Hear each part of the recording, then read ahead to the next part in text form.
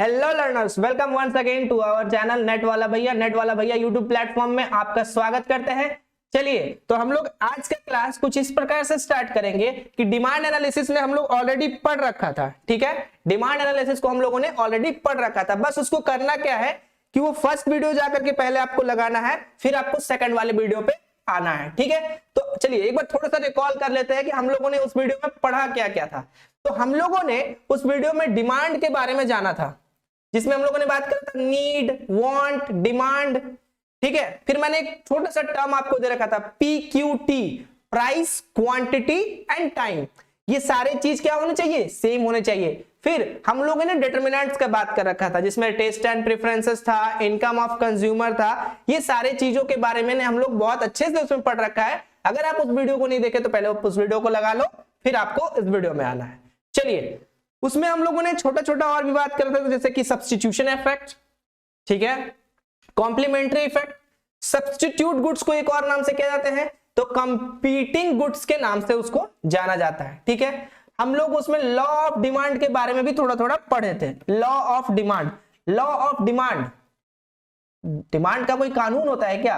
हाँ, law of demand के कुछ कानून भी हैं, कुछ एक्सेप्शंस भी हैं। मतलब कि कानून का एक छोटा सा नहीं, मतलब बोल सकते कानून का एक दायरा, ठीक है, उसके लॉ का एक दायरा, एक सीमा, उसके बाहर वो अगर जाएगा तो वो काम नहीं कर पाएगा। वही हमारे किस में आ जाएगा? वो हमारे एक्सेप्शन ऑफ गुड्स में आ जाएगा। ठीक है, एक्सेप्शन ऑफ गुड्स में बहुत सारे गुड्स के बारे में हम लोग बात करेंगे, जैसे कि गिवन गुड्स, ठीक है, उसके बाद वेबलेन गुड्स, ठीक है, बैंड वैगन, ये सारी चीजों के बारे में बात करने वाले हैं आज हम लोग। ठीक है, चलिए, तो लॉ ऑफ डिमांड में सबसे पहले देखते हैं कि लॉ ऑफ डिमांड होता क्या है। किसी भी चीज का प्राइस बढ़ता है, डिमांड घटता है। किसी भी चीज का प्राइस घटता है, डिमांड बढ़ता है। कितना से घटता है, कितना से बढ़ता है, इसके लिए भी मैंने आपको बता रखा था, उसको क्या बोलते हैं? कितना से बढ़ा, कितना से घटा, तो that is our quantity demanded. क्या होता है? उसको क्या बोलते हैं? Quantity demanded. चलिए, आते हैं हम लोग आज के क्लास में। थोड़ा थोड़ा थ्योरी देखेंगे, थोड़ा थोड़ा प्रैक्टिकल भी देखेंगे। जहां पे ग्राफ में हम लोग ग्राफ का स्केड्यूल भी देखेंगे। स्केड्यूल देखने के बाद फिर ग्राफ को कैसे सॉल्व करते हैं, कैसे स्केड्यूल से ग्राफ को कनेक्ट करना है, वो सारी चीज को हम लोग इस वीडियो में देखेंगे। चलिए, हालांकि लॉ ऑफ डिमांड आप लोग फैमिलियर हो, पढ़े हो पहले भी, ठीक है, आई थिंक आप उसको अच्छे से कनेक्ट कर पाओगे। चलिए देखते हैं। The law of demand is one of the most important law of economic theory. Economic theory का ये सबसे important, मतलब important में से एक theory ये भी है।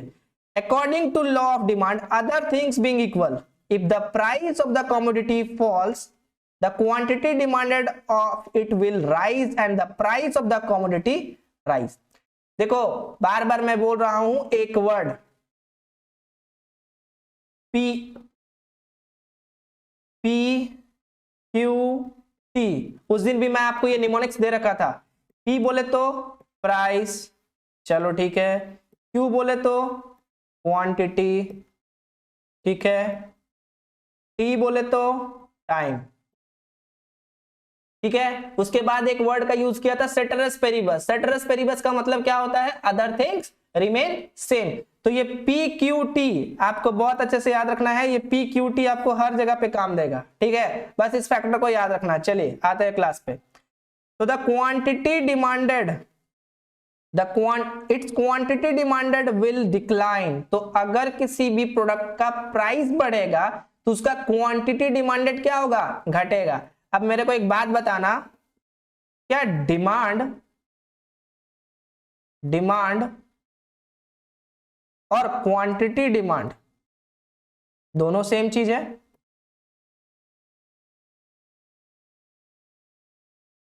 नहीं, दोनों में फर्क है। ठीक है, डिमांड बस ये बताता है कि उसका डिमांड घटा या बढ़ा। क्वांटिटी डिमांडेड ये बताएगा कि कितना से घटा और कितना से बढ़ा। ठीक है, ये बात को याद रखेंगे, अभी हर जगह पे ये यूज होगा। जैसे उस दिन मैंने बोला था आपको एक वर्ड सेटरस पेरिबस, वो हर जगह पे आप देखोगे यूज होगा। PQT, प्राइस, क्वांटिटी, टाइम, ये भी हर जगह पे यूज हो रहा है। ये 3-4 फैक्टर्स को बहुत अच्छे से ध्यान में रखोगे। चलो, अगर बात करें यहां पे कि क्या लिखा हुआ है कि Thus there is an inverse relationship between price and quantity demanded. ये भी फर्स्ट क्लास में मैंने बता रखा है कि प्राइस और क्वांटिटी डिमांडेड में इनवर्स रिलेशन है। इनवर्स मतलब क्या होता है? उल्टा, प्राइस बढ़ा डिमांड घटा, ठीक है। Other things being same, ceteris paribus, other thing being same, तो यहाँ पे the other things which are assumed to be equal or constant are the prices of related commodities। तो यहाँ पे जो अदर थिंग्स का बात कर रहा है जो कि इक्वल होना चाहिए, चेंज नहीं होना चाहिए, कांस्टेंट रहना चाहिए, वो सबसे पहले किसका बात किया? Price of the commodity related goods. उसके बाद income of the consumer, consumer के इनकम में भी कोई चेंजेस नहीं होना चाहिए। Taste and preferences of the consumer, consumer के टेस्ट और प्रेफरेंसेस में भी कोई चेंज नहीं आनी चाहिए। And such other factors which influence demand, और कोई भी ऐसा फैक्टर जो कि डिमांड को क्या करेगा? इन्फ्लुएंस करेगा, वो सारे चीजों में कोई चेंजेस नहीं आने चाहिए। वो सारे चीज क्या होनी चाहिए? कांस्टेंट होनी चाहिए। चलिए, if these factors which determine demand also undergo a change, then the inverse price relationship may not hold good। एक एग्जांपल देखते हैं इसका। चलिए, if income of the consumer increases, then an increase in price of a commodity, पहले ध्यान से सुनना, if income of the consumer increases, consumer का इनकम इंक्रीज हो रहा है, तो क्या उस कमोडिटी के प्राइस में इंक्रीज होने से क्या होगा? May not result in decrease in the quantity demand of it. मतलब कि कंज्यूमर का इनकम बढ़ रहा है और उस प्रोडक्ट जो वो कमोडिटी यूज करता है उसका प्राइस भी बढ़ रहा है, तो ऐसे सिचुएशन में कंज्यूमर का परचेजिंग पावर भी तो बढ़ा और उस प्रोडक्ट का प्राइस भी बढ़ा, तो कहीं ना कहीं तो दोनों बैलेंस आउट होके चल रहा है। तो जहां पे दोनों अगर बैलेंस्ड हैं, दोनों कॉन्स्टेंटली बढ़ रहे हैं, तो उसके डिमांड में, क्वांटिटी डिमांड में कोई फर्क देखने को नहीं मिलेगा, या फिर थोड़ा बहुत देखने को मिल सकता है जो कि माइनर होगा। Thus, the constancy of these other factors is an important assumption of law of demand। तो ये सारे फैक्टर्स का कांस्टेंट होना बहुत जरूरी है लॉ ऑफ डिमांड के एजम्पशंस के अकॉर्डिंग, क्योंकि एजम्पशंस के बेसिस पे ही कोई लॉ बनता है। अदरवाइज अगर एजम्पशंस नहीं कर सकते हम लोग तो लॉ उतना इफेक्टिव नहीं होता है। एजम्पशंस क्या होता है? जो हम लोग एज्यूम करते हैं, मानते हैं, ठीक है। चलिए, एक डेफिनेशन देख लेते हैं according to professor Alfred Marshall. उन्होंने क्या कहा कि the greater the amount be sold, जितना ज्यादा से ज्यादा बेचो, the smaller must be the price at which offered in order that it may find purchaser, और in other words the amount demanded increase with fall in price. तो जितना कम price में बेचोगे वो प्रोडक्ट उतना ही ज्यादा बिकेगा। And diminishes with the rise in price, और जैसे जैसे प्राइस बढ़ा तो डिमिनिश मतलब घटना स्टार्ट कर देगा, ठीक है। तो the law of demand may be illustrated with the help of a demand schedule and demand curve. तो इसको डिमांड स्केड्यूल और डिमांड कर्व के जरिए हम लोग अच्छे से समझेंगे। चलिए, डिमांड स्केड्यूल क्या होता है? तो स्केड्यूल जहां पे हम डेटा फैक्ट्स का यूज करके, जैसे कि डेटा हम यूज कर रहे हैं कि इस प्रोडक्ट को इतने प्राइस होने पे कितने लोग यूज कर रहे हैं, या फिर सॉरी कितने लोग यूज कर रहे हैं, माफ कीजिएगा, इस प्रोडक्ट के प्राइस बढ़ रहा है तो उसका क्वांटिटी किस तरीके से बढ़ रहा है, कितना से बढ़ रहा है, तो वो सारी चीज को हम लोग स्केड्यूल में देखेंगे। और स्केड्यूल में देखने के बाद फिर हम लोग उसको ग्राफ में उतारने का कोशिश करेंगे। चलिए, तो ये जो पॉइंट्स है ये आप बाद में एक बार पढ़ लीजिएगा, हालांकि ये बताता है कि कैसे इन्फ्लुएंस करता है, क्या करता है, नहीं करता है, एक बार पढ़ लीजिएगा। बाकी आगे देखते हैं। और ये जो भी डेटा है ये हाइपोथेटिकल डेटा है, मतलब कि हम एजम्पशंस किए हुए डेटा को, जहां पे आपको देखने को मिलेगा क्या, दो चीज देखने को मिलेगा, ठीक है। दो चीज क्या देखने को मिलेगा, एक सेकेंड, हाँ, आपको देखने को मिल रहा है कि demand schedule of an individual consumer, individual किसी अकेले का बात कर रहा है, ठीक है, इंडिविजुअल का बात कर रहा है। देखो ध्यान से, जब किसी भी प्रोडक्ट या कमोडिटी का प्राइस 5 रुपीज था, कितना था, 5 रुपया था, कितना था, 5 रुपया था, लोग उसको कितना क्वांटिटी डिमांड था, देखना ध्यान से, कितना यूनिट परचेज कर रहे थे, 10 यूनिट्स। जब प्राइस 4 हुआ तो कितना यूनिट्स परचेज करने लगे, 15 यूनिट्स। जब प्राइस 3 रुपीज हुआ तो कितना यूनिट परचेज करने लगे, 20 यूनिट्स। जब 2 रुपया दाम हुआ तो कितना यूनिट परचेज करने लगे? 35। जब 1 रुपया प्राइस हुआ तो कितना यूनिट परचेज करने लगे? 60 यूनिट्स। तो देखो ध्यान से, आपको देखने को और क्रस को समझना कि प्राइस जो है डिक्रीज कर रहा है। जैसे जैसे आपका प्राइस क्या कर रहा है? डिक्रीज कर रहा है, तो आपका डिमांड क्या कर रहा है? इंक्रीज कर रहा है। ठीक है, प्राइस के घटने से डिमांड में इंक्रीज देखने को मिल रहा है। चलिए अब इसके हम लोग डिमांड कर्व पे आएंगे। डिमांड कर्व पे ध्यान देना, देखो ध्यान से, इस पे समझने वाली बात बस इतना है कि कैसे हम लोग उसको प्लॉट कर पाते हैं कर्व में। ठीक है, चलिए देखो ध्यान से, जब किसी भी प्रोडक्ट का दाम 5 रुपया था, ठीक है, हम लोग यूज कितना कर रहे हैं? 10 यूनिट उसको परचेज कर रहे हैं। ठीक, जब प्राइस उसका 4 रुपया हुआ, हम लोग कितना यूनिट परचेज कर पा रहे हैं? यहाँ पे थोड़ा सा छूट गया है, मान के चलो 15 यूनिट परचेज कर पा रहे हैं। ठीक है, यहाँ थोड़ा सा ध्यान दीजिएगा, 15 यूनिट हम लिख दे रहे हैं। ठीक है, तो यहाँ पे हम लोग कितना खरीद पा रहे हैं? 15 यूनिट। ठीक है, वही जब प्राइस उसका 3 रुपया हो गया तो हम लोग उसको कितना खरीद पा रहे हैं? 20 यूनिट्स। प्राइस 2 रुपया हुआ तो देखो कितना खरीद पा रहे हैं? ये थोड़ा सा इधर उधर हो रखा है ग्राफ में, थोड़ा सा मैं बताता हूं। चलो आ जाओ, ध्यान देना।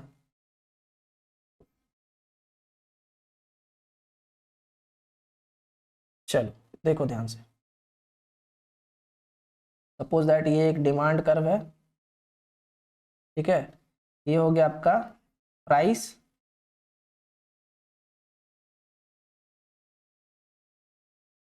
और ये हो गया आपका क्वांटिटी।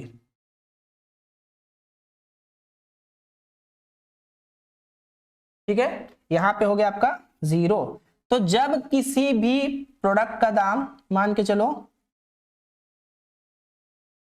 5 रुपया था, तो आप उसका 10 यूनिट खरीद रहे थे।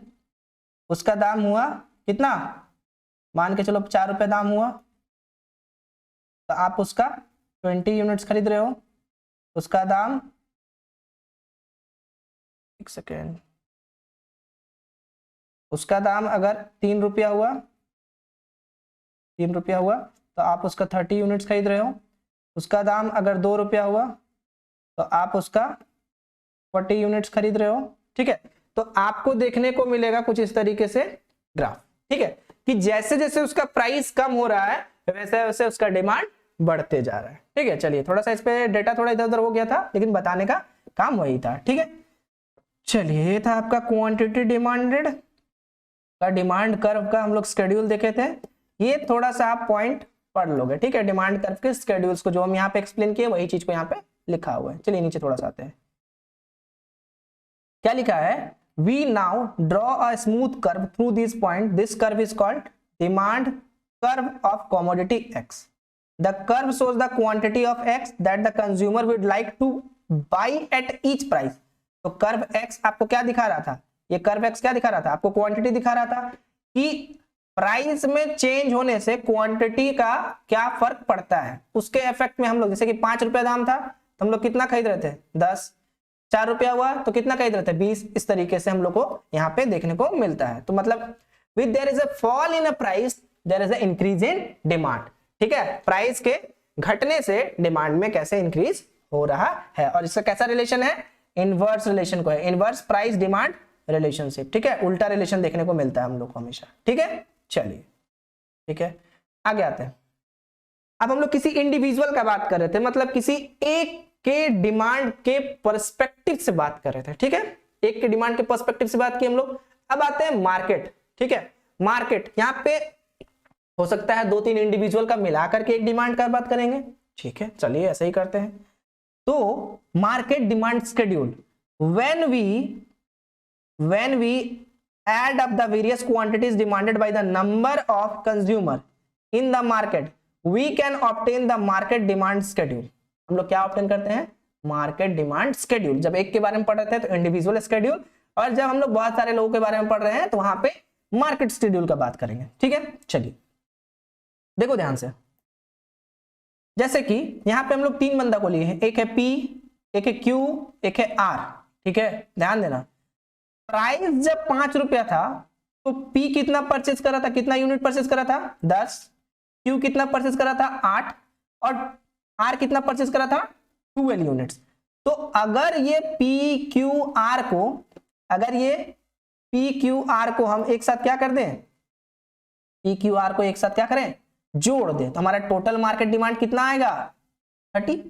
ठीक है, देख सकते हो यहाँ पे 10 + 8 + 12 = 30। ठीक है, नेक्स्ट अब देखो यहाँ पे कि अगर 4 रुपया होता है प्राइस, तो P कितना यूज कर रहा है 15, Q कितना यूज कर रहा है 12, R कितना यूज कर रहा है 18। तो यहाँ पे अगर आप देखते जाओगे कि प्राइस 3 रुपया हुआ तो P परचेज कर रहा है 20 यूनिट्स, प्राइस 3 रुपया में Q परचेज कर रहा है 17 यूनिट्स, R परचेज कर रहा है 23 यूनिट्स। तो देखो यहाँ पे जैसे जैसे इंडिविजुअल का बढ़ते जा रहा है, जैसे जैसे इंडिविजुअल का बढ़ते जा रहा है, वैसे वैसे आपको किसमें इफेक्ट देखने को मिलेगा, इफेक्ट आपको मार्केट डिमांड में भी देखने को मिलेगा, इफेक्ट आपको देखने को मिलेगा। एक इंडिविजुअल का डिमांड जैसे जैसे बढ़ते जाएगा वैसे वैसे उसका इफेक्ट आपको मार्केट डिमांड कर्व में देखने को मिलेगा। चलिए, तो ये एक शेड्यूल है, ये भी वही चीज बताना चाह रहा है कि इनवर्स रिलेशन होता है, demand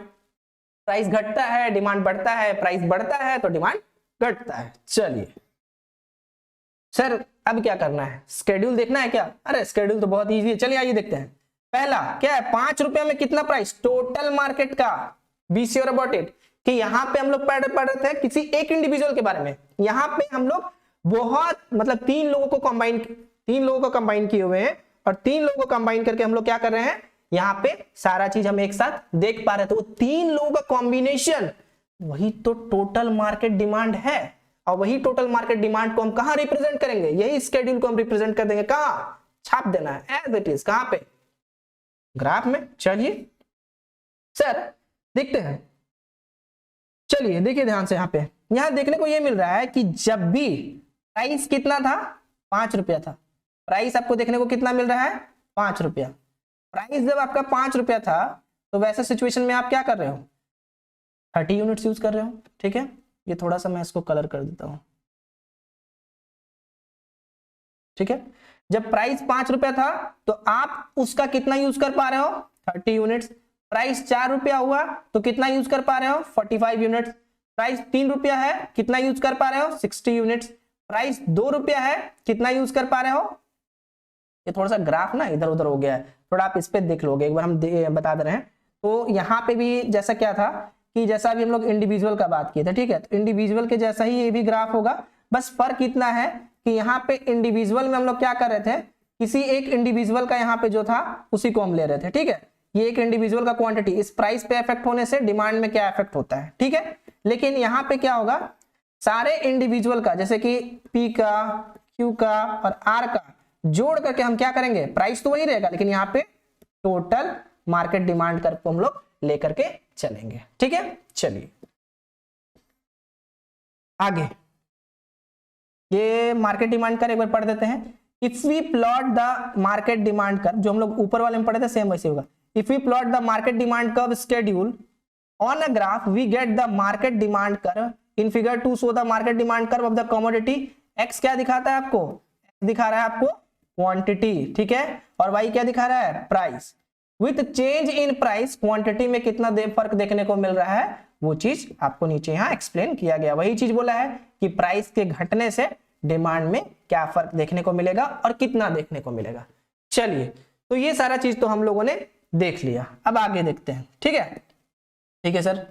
rational of law of demand, law of demand का कुछ चीज जो कि एग्जाम के पॉइंट ऑफ व्यू से बहुत इंपॉर्टेंट है, जिसमें सबसे पहले हम लोग देखेंगे कि why does demand curve slopes downward. Demand curve downward की ओर स्लोप क्यों करता है, क्वेश्चन इससे भी पूछा जाता है। ठीक है, आगे different economist has given different explanation for the operation of law of demand. अलग अलग इकोनॉमिस्ट ने इसको अलग अलग तरीके से डिफाइन किया है, लेकिन जो ऑथेंटिक तरीका है, जो ऑथेंटिक चीज है, वो हम लोगों ने आपके लिए कंटेंट में उठा करके लाया है। तो चलिए, law of diminishing marginal utility. Utility का मतलब सबसे पहले बताइए होता क्या है, उपयोगिता। उपयोगिता सर, इसको अगर डिफाइन करें एक लाइन में अच्छा चलो एक हम एग्जाम्पल देते हैं। ये जो पेन, ये पेन जो अभी मैं पेन टाइप में लिखने के लिए यूज करता हूं, ठीक है, इसका मेरे पास यूटिलिटी है। लेकिन अगर मैं ये एक दुकान वाले को जाके दे दूं जो कि एक्चुअली में शॉपकीपर है, क्या उसके लिए ये कोई यूटिलिटी होगा, उपयोगिता होगा, यूजफुल होगा? बिल्कुल नहीं होगा सर, क्योंकि वो इस पेन का कहां यूज करेगा। लेकिन ये मेरे लिए क्या है, उपयोगिता है, मतलब इसके लिए मेरा यूटिलिटी है। ठीक है तो क्या है करके दिखाइए। ये लिखने का, अभी आप लोग को समझाने का कि law of diminishing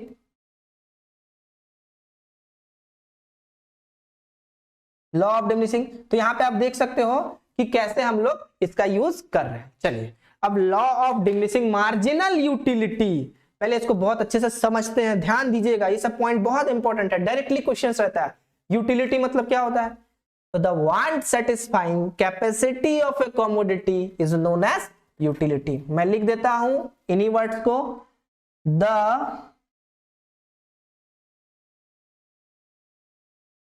law of diminishing marginal utility. ठीक है, पहले मैं यूटिलिटी को एक्सप्लेन कर देता हूं, ठीक है, क्योंकि बहुत इजी होगा फिर समझने के लिए। Utility, the law of DMU, okay, short में लिख रहा हूं मैं, डिमिनिशिंग मार्जिनल यूटिलिटी, सॉरी एक सेकंड, द वांट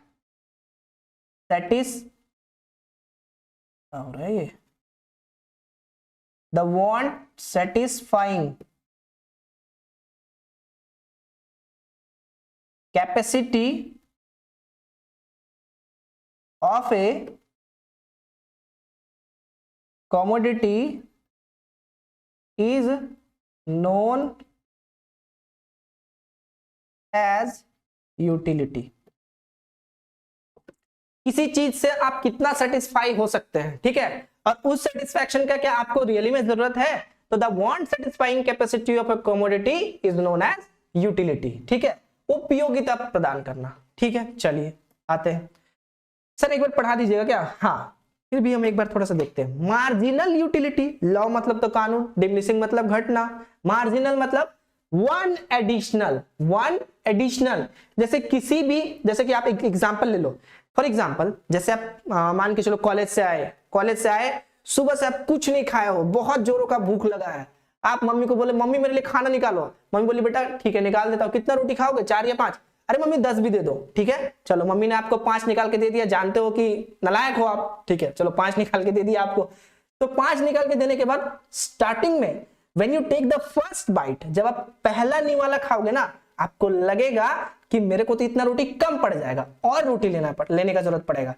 तो उस समय जैसे जैसे आप अपने रोटी का निवाला बढ़ाते जाओगे, बेटा टाइम गैप नहीं होना चाहिए। ऐसा नहीं कि एक आप हाफ रोटी खाए और चले गए मैदान में खेलने के लिए, फिर आए तो ऐसे में तब दिन भर में 20 रोटी खा जाओगे। नहीं, कॉन्टिन्यूअस होना चाहिए, there is no time gap, बिल्कुल लैग नहीं होना चाहिए टाइम में। ठीक है, कॉन्टिन्यूअस होना चाहिए।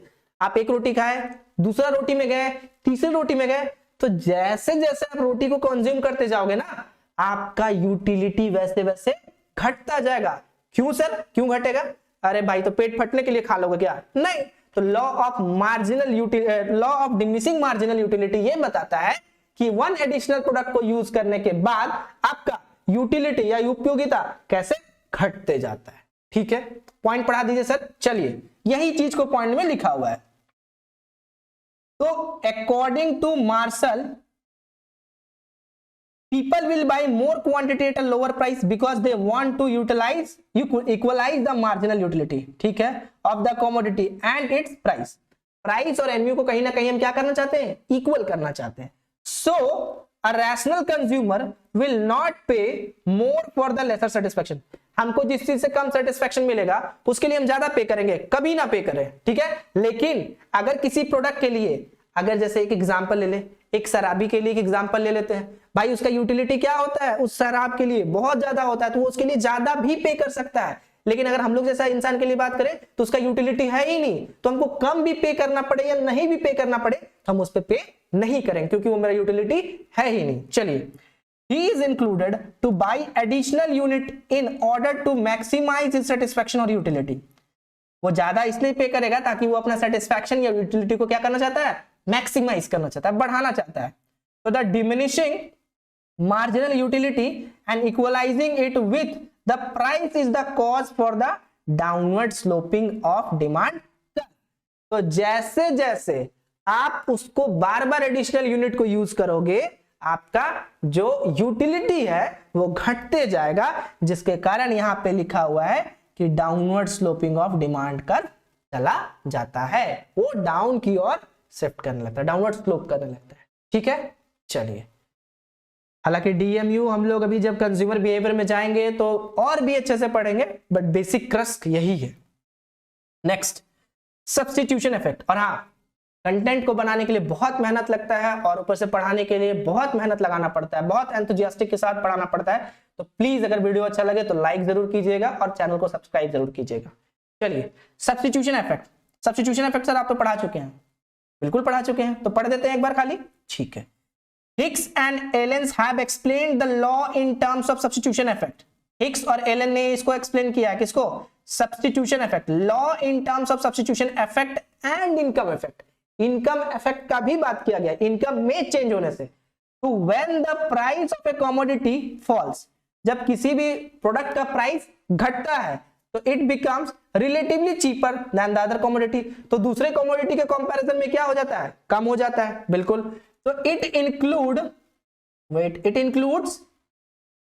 induces consumer to substitute the commodity whose price has fallen for the other commodities which have now become relatively expensive। तो भैया जो चीज एक्सपेंसिव हो गया है और वो सेम उसी के जैसा प्रोडक्ट है, तो आप एक्सपेंसिव वाला यूज करोगे कि जो सस्ता है उसको यूज करोगे? ऑब्वियसली जो चीपर है उसको यूज करेंगे। ठीक है, तो the result is that the total demand for the commodity whose price has fallen increases। तो जिसका प्राइस घट जाएगा उसका डिमांड बढ़ जाएगा। तो this is called a substitution effect. Example, T, coffee. T का प्राइस घटा तो कॉफी का डिमांड घट जाएगा। क्यों? क्योंकि अगर टी का प्राइस घट रहा है तो टी का डिमांड बढ़ जाएगा। अदर थिंग रिमेन सेम, मतलब ceteris paribus। चलिए, बहुत बढ़िया, आगे आते हैं सर इनकम इफेक्ट के बारे में। Income effect, when the price of commodity falls the consumer can buy the same quantity of a commodity with a lesser money और he can buy more of same commodity with the same amount of money. दो चीज कर सकता है, अगर उसका price, उसका अगर इनकम इफेक्ट, इनकम में अगर उसका चेंजेस देखने को मिलता है, क्या बोला है, when the price of a commodity falls, किसी भी कमोडिटी का प्राइस अगर घटता है तो the consumer can buy the same quantity of commodity. तो सेम ही क्वांटिटी हो सकता है खरीदेगा, ठीक है, कम पैसा लगा करके, बिल्कुल। और he can buy more of the same commodity with the same amount of money. दो ही चीज तो हो सकता है सर कि जितना खरीदता था उतना ही खरीदेगा, उसका थोड़ा पैसा बच जाएगा, या फिर ये हो सकता है कि वो जितना खरीद रहा है उससे ज्यादा खरीदेगा क्योंकि उसका प्राइस कम हो चुका है, पैसा वो उतना ही खर्चा करेगा जितना पहले खर्चा करता था। ठीक है, in other words, as a result of fall in price of a commodity, किसी भी कमोडिटी का अगर प्राइस घटता है तो कंज्यूमर्स रियल इनकम और परचेजिंग पावर इंक्रीजेस। नया वर्ड, रियल इनकम। चलिए थोड़ा सा रियल इनकम के बारे में पढ़ लेते हैं, फिर आते हैं यहां पे। चलिए देखो, रियल इनकम, ठीक है, रियल इनकम। रियल इनकम क्या होता है सर? एक एग्जांपल लेते हैं, ठीक है। सपोज दैट कि हम एक प्रोडक्ट खरीदते थे, ठीक है, उसका दाम था, एक कमोडिटी का दाम था 50 रुपीज, ठीक, चलो 500 रुपया कर देते हैं, ठीक, 500 रुपया उसका दाम था। अब हम उस प्रोडक्ट के लिए खर्च भी कितना कर रहे थे? 500 रुपया। क्या बोल रहे हो सर, जितना दाम होगा उतना ही ना खर्च करोगे? बिल्कुल, यहां पे रियल इनकम सेम है, लेकिन ध्यान देना कि अगर उस प्रोडक्ट का प्राइस पहले कितना था, 500 रुपीज, अब उस प्रोडक्ट का प्राइस कितना हो गया घट के ₹400। इतना कैसे घट जाएगा सर? एजम्पशन लो ना यार, घटेगा नहीं घटेगा कौन जानता है, एजम्पशंस लो। चलो गाइस यहाँ पे क्या हो गया, घट गया सर। बाबू उसका रियल इनकम में चेंजेस देखने को मिल रहा है। कैसे? पहले वो उसी प्रोडक्ट को खरीदने के लिए 500 रुपए लगाता था, अब वो उसी प्रोडक्ट को खरीदने के लिए कितना खर्च करेगा? ओनली ₹400। तो यहाँ पे उसका रियल इनकम कितना से बढ़ा? 400 और 500 के बीच में डिफरेंस कितना है सर? 100 रुपीज का। तो ये 100 रुपीज क्या हो गया? उसका 100 रुपीज रियल इनकम बढ़ गया। तो या तो वो 100 रुपीज को यूज करेगा कहाँ? उसी प्रोडक्ट को एक्स्ट्रा खरीदने में, या फिर कहीं और खर्च करेगा। यही दो चीज हो सकता है। बिल्कुल। चलिए तो देखो कितना छोटा छोटा पॉइंट्स को कितने अच्छे से एक्सप्लेन किया जा रहा है, अच्छे से देखना वीडियो को। तो this increase in the real income induces him two by more of that commodity. हो सकता है वो उसी कमोडिटी को वो ज्यादा खरीदे, या फिर 10 demand for that commodity whose price has fallen increases, या फिर उसका डिमांड बढ़ जाएगा। This is called income effect. तो इसको कहा जाता है इनकम इफेक्ट। चलिए इनकम इफेक्ट हो गया। चलिए नेक्स्ट देखते हैं क्या है, arrival of new consumer. New consumer कैसे आ गए सर? कैसे आ गए न्यू कंज्यूमर? अब कैसे आ गए तो ऊपर वाला जाने, बट आ गए हैं, उनका भी कुछ तो उपाय निकाला होगा। चल लगाते हैं उसका भी कोई उपाय। when the price of a commodity falls, more consumers start buying it. When the price of the commodity falls, more the consumers start buying it. जैसे ही उसका प्राइस घटा, ज्यादा से ज्यादा लोग उसको परचेज करने लगेंगे। It because some of those who could not afford to buy it previously may now afford it to buy. पहले जो लोग उस चीज को नहीं खरीद पाते थे, अब वो लोग भी उसको खरीद लेंगे। तो सर कंज्यूमर बढ़ा? बिल्कुल बढ़ा सर। तो कंज्यूमर कहीं से हमको लाने का पड़ा? जरूरत नहीं, बिल्कुल नहीं। बस हम क्या किए, यहाँ पे उसके प्राइस को कम कर दिए। हम नहीं किए, दूसरा कोई किया, मेरा तो कोई प्रोडक्ट ही नहीं है। चलो this raises the number of consumer of the commodity at the lower price and hence the demand for the commodity in question.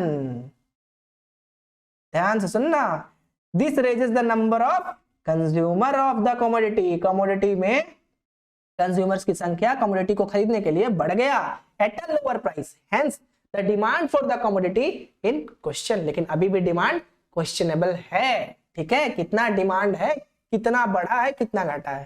ठीक, तो ये होता है आपका अराइवल ऑफ न्यू कंज्यूमर्स। बिल्कुल सर। चलो अब आते हैं डिफरेंट यूजर्स। डिफरेंट यूजर्स क्या होता है? डिफरेंट मतलब तो अलग, यूजर्स मतलब क्या होता है? इसको यूज करने, अलग अलग तरीका यूज करने का। ठीक है, चलिए कोई बात नहीं, देखते हैं। बोला है कि certain commodities have multiple uses. दूध का मल्टीपल यूजेस नहीं करते हो? करते हो, कंपोजिट यूजेस करते हो। कैसे? जब दूध का प्राइस घट गया तो उसका कर्ड भी बनाओगे, ठीक है, उसके लिए उससे योगर्ट भी बनाओगे और मिठाई भी बहुत सारा बनाने लोगे, खीर बनाने लोगे। लेकिन ये कब? जब दूध का प्राइस घट गया। लेकिन दूध का प्राइस अगर बढ़ जाएगा तो अब उसका कंपोजिट यूज नहीं कर पाओगे। कंपोजिट मतलब क्या होता है? अगर मैथ्स पे बात करें तो मोर देन 2 फैक्टर। तो यहाँ पे मोर देन 2 फैक्टर का यूज कर रहा है, मतलब बहुत सारा फैक्टर का यूज कर रहे हैं, यहाँ पे ध्यान देना है। तो अगर मिल्क का हम बहुत ज्यादा यूज कर रहे हैं, इसका मतलब उसका डिमांड ज्यादा होगा। कब डिमांड ज्यादा होगा? इकोनॉमिक्स के अकॉर्डिंग या लॉ ऑफ डिमांड के अकॉर्डिंग, जब उसका प्राइस कम होगा। लेकिन जब उसका प्राइस बढ़ गया क्या करेंगे? उसका डिमांड को घटा देंगे। कैसे? चलिए, if their prices fall, they will be used for a varied purpose and demand for such commodity will increase when the price of such commodities demand for such commodities will increase when the price of that product या commodity is decrease, और when the price of the such commodities are high, जब price उसका बढ़ जाएगा या फिर rise करेगा तो they will be put to limited use only. भाई दूध का दाम 25 रुपए से 50 रुपए होगा, अब उसका सिर्फ चाय पियेंगे और कुछ नहीं। ठीक है, सिर्फ चाय, नो दही, नो खीर, नो योगर्ट, नथिंग। ठीक है, thus different uses of a commodity make the demand curve slopes downward reacting to the change in price, तो प्राइस में चेंज होने से वो डाउनवर्ड स्लोप की ओर शिफ्ट कर जाता है। ठीक है, चलिए आगे। अब देखिए एक्सेप्शन, अरे लॉ तो बिना एक्सेप्शंस का कभी बना ही नहीं है। चलो एक्सेप्शंस ऑफ डिमांड कर्व एक बार देख लेते हैं कितना बड़ा है, तो और हम लोग का 3 पेज है। ठीक है, चलो देख लेते हैं, फटाक से कंप्लीट कर देते हैं। Exception of law of demand. Exception मतलब क्या होता है सर, कहां कहां यूज नहीं होगा? हाँ बिल्कुल, कहां कहां यूज नहीं होगा। तो अकॉर्डिंग टू द, ध्यान से देखना, अकॉर्डिंग टू द, देखो मैं एक बात बता दे रहा हूं कि एक्सेप्शन से क्वेश्चंस रहता है, ठीक है, इसलिए ध्यान दोगे। Exceptions of law of demand, according to the law of demand more of commodity will be demanded at the lower price than a higher price। ज्यादा प्रोडक्ट का डिमांड कब होगा? जब प्राइस उसका कम होगा। तो other things being equal, other things का क्या बात कर रहा है? Price, quantity, time, taste and preferences, income of the consumer, ये सारी चीज क्या होनी चाहिए? Ceteris paribus, remain same. चलो, तो the law of demand is valid in most cases. Law of demand ज्यादातर केसेस में वैलिड होता है, लेकिन कुछ केसेस ऐसे भी हैं जिसमें वैलिड नहीं होता है। However, there are certain cases where the law does not hold good। मतलब लॉ ऑफ डिमांड वहां पे यूज नहीं होता है। जहां पे यूज नहीं होता है उसको क्या बोल देते हैं सर? उसको एक्सेप्शन बोल देते हैं। ठीक है, चलो पहला गुड, पहला गुड क्या है? Conspicuous good, conspicuous good. ठीक है, देखोगे ध्यान से, यहां पे समझना, बोला क्या है कि आर्टिकल ऑफ प्रेस्टीज। कभी कभी हम लोग कोई सामान इसलिए नहीं खरीद लेते हैं क्योंकि हमको दूसरे को दिखाना होता है, ठीक है, और snob appeal for article of the conspicuous consumptions are demanded only by the rich people and these articles become more attractive if their price go up. ठीक है, देखोगे एप्पल का आईफोन का जिक्र करते हैं। ठीक है, आईफोन एक क्या सिंबल है? वो एक प्रेस्टीज सिंबल है। ठीक है, एप्पल का जब फोन कोई भी यूज करता है, जैसे कि मान के चलो हम एप्पल का फोन यूज कर रहे हैं, हम नहीं कर रहे हैं बट एक बात बता रहे हैं, यूज कर रहे हैं, तो उसका जो होता है रिंगटोन, ठीक है, रिंगटोन जो होता है प्लस जो उस फोन का लुक होता है, उसका ये होता है, मतलब एक मतलब बोल दे कि वो एक तरह से ये फोन होता है, वो दिखावे का फोन होता है। ठीक है, काम भी बहुत करता है नो डाउट, बट वो फोन मोस्टली लोग किस चीज के लिए यूज करते हैं? प्रेस्टीज के लिए। हम लोग ये मानते हैं, हमारे मन में ये क्या बोलते हैं, कॉन्सेप्ट है कि एप्पल का फोन यूज कर रहा है, दैट मींस वो बंदा अच्छा पैसा कमाता होगा। ठीक है, चलो देखते हैं, इसीलिए तो ये प्रेस्टिजियस है यार। अगर ये नहीं होता है, महंगा नहीं होता है, तो लोग क्यों खरीद करके इसको दिखाते? ठीक है, चलो, तो क्या बोला है कि such articles will not conform to the usual law of demand. This was found out by Veblen in his doctrine of the conspicuous consumption and hence this effect is called a Veblen effect or the prestige effect। Veblen effect मतलब समझते हो? दिखावा करना। ठीक है, दिखावा हम लोग कभी कभी बगल वाले को भी देख करके करते हैं, फ्रेंड्स को भी देख करके करते हैं। ठीक है, तो वो जो होता है वो जनरली प्रेस्टीज वाला गुड होता है, महंगा गुड होता है, उससे हमारा प्रेस्टीज पता चलता है। ठीक है, चलो, Veblen effect takes place as some consumer measure the utility of a commodity by its price। IPhone का मैंने एग्जांपल दिया, आईफोन कितना मिलता है? 5,000 10,000? नहीं सर, बहुत महंगा है। जितने में सस्ते फोन 4-5 आ जाए, 6 आ जाए, उतने में आईफोन का एक फोन आता है। ठीक है, तो वो क्या है? प्राइस हाई होता है, बिल्कुल। तो कमोडिटी का जहां पे प्राइस के साथ रिलेशन देखने को मिलेगा, ठीक है, प्राइस बहुत ज्यादा है, तो वैसे प्रोडक्ट को वेबलेन गुड्स कहा जाता है। ठीक है, if the commodity is expensive, अगर कमोडिटी क्या है? एक्सपेंसिव है, they think that it has got more utility, उसका यूटिलिटी मतलब उपयोगिता ज्यादा होगा, ऐसा वो लोग सोचते हैं। As such they buy less of this commodity at the lower price and more of this at higher price.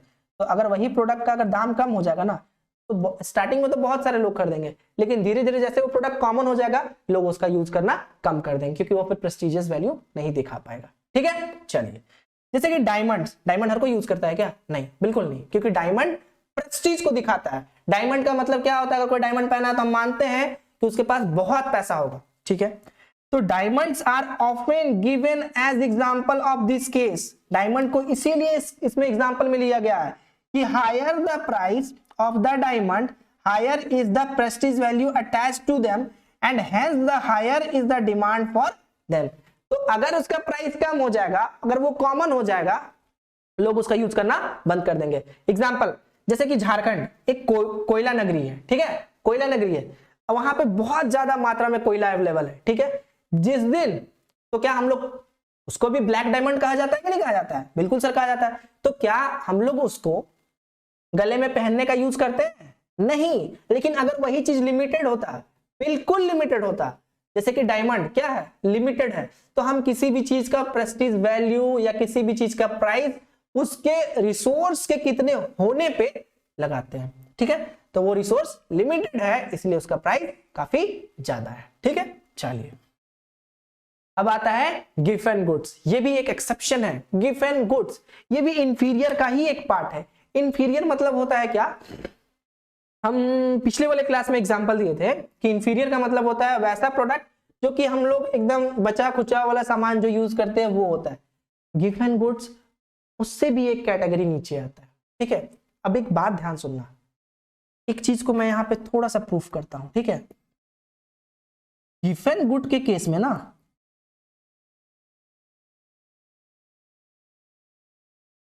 ध्यान से सुनना इसको, गिफ्ट एंड गुड्स के केस में यहां पे अगर गिफ्ट एंड गुड्स का प्राइस बढ़ता है ना तो इसका डिमांड भी बढ़ता है, इसका प्राइस बढ़ता है तो इसका डिमांड भी बढ़ता है। ये बहुत इंपॉर्टेंट है, असर्शन रीजनिंग में ये पूछ सकता है कि गिफ्ट एंड गुड्स के केस में प्राइस बढ़ने से डिमांड में चेंजेस देखने को मिलता है क्या? हाँ, डिमांड क्या होता है, बढ़ जाता है, क्योंकि हम लोग ये मान के चलते हैं, प्रिडिक्ट करते हैं कि बाकी सारे चीज और महंगे होंगे या फिर हो सकता है फ्यूचर में ये भी महंगा हो जाए, ठीक है। इसलिए गिफ्ट एंड गुड्स के केस में प्राइस के बढ़ने से डिमांड में भी बढ़ता है, प्राइस के बढ़ने से डिमांड बढ़ता है, इसलिए एक्सेप्शन में ये नहीं आता। और यहां पे देखोगे आप, ये पॉजिटिव रिलेशन है, डायरेक्ट रिलेशन है, ठीक है। चलिए अब इसको पढ़ देते एक बार।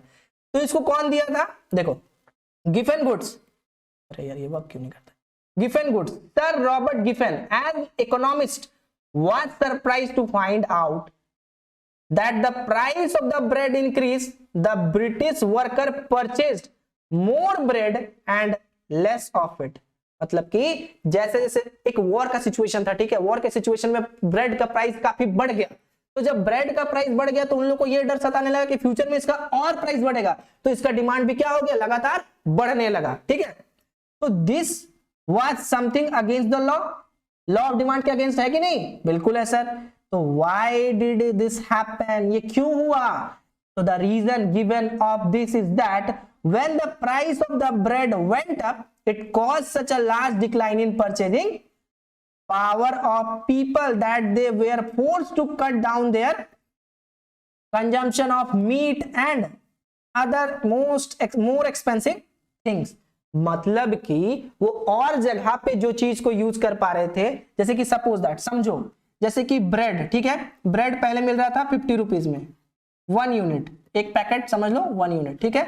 अब उसका दाम हो गया 70 रुपीज पर यूनिट, ठीक है।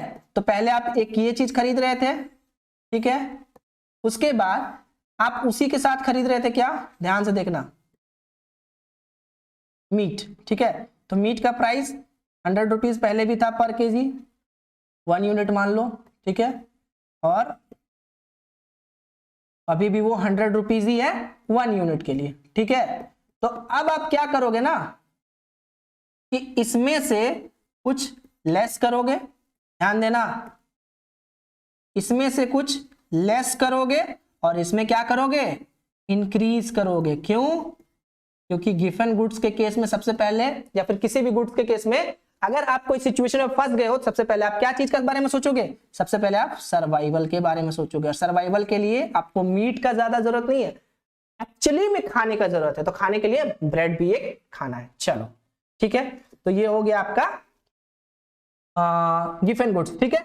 तो since the bread even when its high price was higher than the before was still the cheapest food article, तो अभी भी bread as comparison to meat अभी भी वो सस्ता है, इसीलिए हम ब्रेड का यूज ज्यादा करेंगे एज कंपैरिजन टू मीट। उसके प्राइस बढ़ने के बाद भी हम उसको ज्यादा यूज कर रहे हैं, ठीक है। चलिए, तो such goods which exhibit direct price demand relationship are called गिवन गुड्स। तो देखने को मिलेगा यहां पे आपको डायरेक्ट रिलेशन, ठीक है, और पॉजिटिव रिलेशन, ठीक है। चलिए, इसका कुछ एग्जांपल दिया हुआ है गिवन गुड्स का। गिवन गुड्स का एग्जांपल है such as goods as are coarse grains like bajra, low quality rice, wheat etcetera. तो ये सबके याद रखना कि गिवन गुड्स के केस में प्राइस के बढ़ने के बावजूद, ठीक है, उसका डिमांड बढ़ता है, ठीक है, क्योंकि अभी भी सबसे सस्ता प्रोडक्ट यही है हमारे पास। Very good. चलो, नेक्स्ट है कॉन्स्पिगस नेसेसिटी। नेसेसिटी मतलब क्या होता है? जरूरत, जो हमारे लिए नेसेसरी है। तो the demand for certain goods is affected by the demonstration effect और the consumption pattern of the social group to which the individual belongs. आप किस ग्रुप से बिलोंग करते हैं, आपके सोसाइटी के आसपास लोग कैसे हैं, उनका क्या मतलब लाइफस्टाइल है, वो लोग कैसे रहते हैं, क्या क्या यूज करते हैं, उनको भी देख करके आप इन्फ्लुएंस होगे, ध्यान देना। तो these goods due to their constant use have become necessities of life. For example, in spite of facts that the price of television set, refrigerator, cooler, cooking gas, etc. have been continuously rising, their demand does not show any tendency to fall. इनका price, TV का, cooler का, AC का, refrigerator का लगातार price बढ़ रहा है, लेकिन फिर भी आपको इसके डिमांड में कोई चेंजेस देखने को नहीं मिलेगा, जस्ट बिकॉज कि हमारे आसपास के लोग इसका यूज कर रहे हैं। दैट मीन्स हम लोग भी उसका यूज करेंगे, तो सोसाइटी का भी एक इफेक्ट पड़ता है। तो ये भी हमारे लॉ ऑफ डिमांड में एप्लीकेबल नहीं है, ठीक है। चलिए, आई थिंक ये हमारा अच्छा थर्ड लास्ट पॉइंट है। चलो जल्दी जल्दी कर लेते हैं इसको, सॉरी फोर्थ पॉइंट है। चलो ध्यान से देखो, future expectation about the price. Future expectation, future में अगर आपको लग रहा है कि उसका प्राइस बढ़ने वाला है, तो भी यहां पे आपको क्या करना होगा? फ्यूचर में अगर आपको लग रहा है कि उसका प्राइस बढ़ने वाला है, तो ऐसे सिचुएशन में आप क्या करोगे? उस प्रोडक्ट को अभी से ही ज्यादा खरीद करके इकट्ठा करने लगोगे। फॉर एग्जांपल, कोरोना के टाइम पे आप देख सकते थे लोग कैसे राशन को इकट्ठा कर रहे थे कि अरे अब तो राशन खत्म हो जाएगा, मिलना बंद हो जाएगा। तो वैसे सिचुएशन में लोग क्या कर रहे थे? राशन को बिल्कुल इकट्ठा करके रख रहे थे। वही चीज को देखेंगे, क्यों? क्योंकि हमको लग रहा था फ्यूचर में उसका प्राइस बढ़ेगा। So it has been observed that when the prices are rising, household expecting that the price in the future will be higher tends to buy larger quantity of the commodities. यहाँ पे हम लोग क्या करेंगे? लगेगा कि future में price बढ़ेगा, तो अभी उसको हम लोग ज्यादा से ज्यादा खरीदने का कोशिश करेंगे। For example, when there is a widespread drought आया है भाई, ठीक है, people expected that the price of the food grains would rise in future. अब मान के चलो सूखा पड़ गया, बाढ़ आ गया, ठीक है, ऐसे सिचुएशन में सारे फसल बर्बाद होंगे, तो आपके मन में तो एक चीज तो अराइज होगा कि प्राइस तो इसका बढ़ेगा, तो अभी मन करेगा हम इसको अभी से ही खरीद के रख ले। तो they demand greater quantities of the food grains as their price rise, क्योंकि वो फ्यूचर में प्राइस बढ़ेगा इसलिए वो आज ही ज्यादा खरीद लेंगे। But it is to be noted that there is not the law of demand which is invalidated, but there is a change in one of the factors which was held constant while deriving the law of demand. तो ये भी law of demand का exception में आता है, क्योंकि हम बिल्कुल नहीं मान के चलते हैं कि फ्यूचर में प्राइस बढ़ेगा, क्योंकि other thing remains same, price he remain same होना चाहिए, ठीक है। ये एजम्पशंस है, तो जहां एजम्पशन फॉलो नहीं होगा वो एक्सेप्शन में आ जाएगा, बिल्कुल। चलिए, the law has been derived assuming consumer to be rational and knowledgeable. हमें मार्केट कंडीशंस के बारे में क्या होना चाहिए? अच्छे से पता होना चाहिए। अगर हमें मार्केट कंडीशंस के बारे में या फिर उससे रिलेटेड प्रोडक्ट्स के बारे में अगर पता नहीं होगा, तो वैसे सिचुएशन में यहाँ पे भी लॉ ऑफ डिमांड एग्जिस्ट नहीं करेगा, ठीक है। उसके बाद डिमांड फॉर नेसेसरी, भाई ध्यान रखना वर्ड को, नेसेसरी, जरूरत। तो the law of demand does not apply much in case of necessary of life. जहां पे आपको लाइफ से रिलेटेड कुछ ऐसा देखने को मिलेगा, तो वहां पे डिमांड बिल्कुल फॉलो नहीं होगा। फॉर एग्जांपल, अगर हम लोग एग्जांपल ले लें, रेमडेसिविर एक मेडिसिन था, ठीक है, जो कि कोरोना के टाइम पे लाइफ सेविंग ड्रग्स की तरह काम कर रहा था। तो वैसे सिचुएशन में अगर उस प्रोडक्ट का उस समय पे अगर आप देखोगे लॉ ऑफ डिमांड से यूज करके तो बिल्कुल वैलिड नहीं होगा, ठीक है, वो बिल्कुल वैलिड नहीं होगा, वो एक एक्सेप्शनल सिचुएशन आ गया था। तो जब एक्सेप्शनल सिचुएशन आ गया तो कहां चला गया, एक्सेप्शन में। टाइम आया यहां पे, बिल्कुल सर टाइम आ गया। तो PQT प्राइस पढ़ लिए इसके ऊपर वाले में, टाइम यहां पढ़ लिए, क्वांटिटी भी हम लोग पढ़ चुके हैं, ठीक है। चलिए similarly in practice a household may define larger quantity of the commodity even at a higher price because it may be ignorant for the ruling price of the commodity. Under such circumstances law will not remain valid. तो ऐसे circumstances में law बिल्कुल भी valid नहीं होंगे। चलिए अब आज का लास्ट पॉइंट जो कि है एक्सेप्शन का, speculative good. What is speculative? जुआ खेलना, स्पेकुलेटिव सट्टेबाजी करना।